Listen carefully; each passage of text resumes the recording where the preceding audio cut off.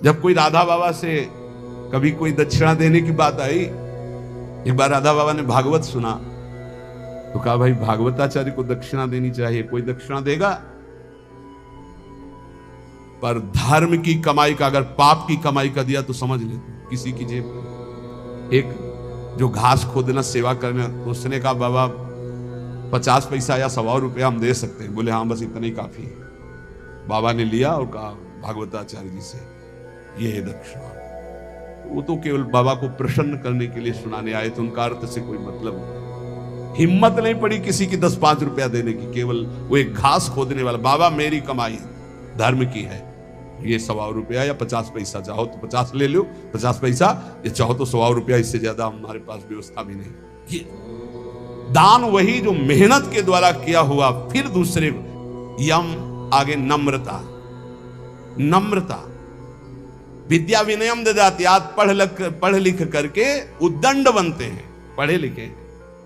पूछो अपने माता पिता के पैर छूते हो? नहीं। माता पिता कहते हैं कहां जा रहे हो?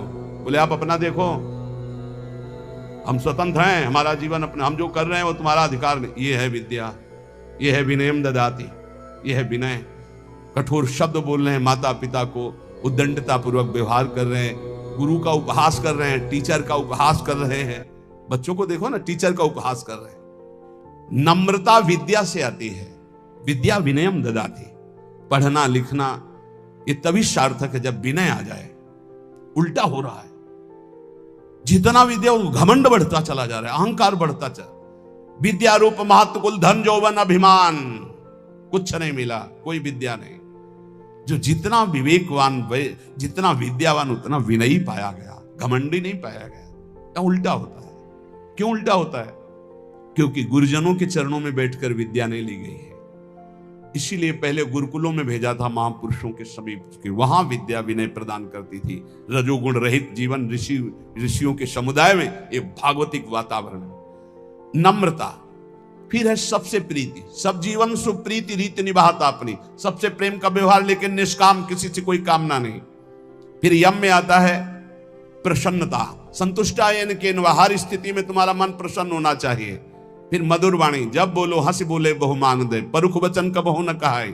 और कोमलता, हृदय बड़ा कोमल होना चाहिए।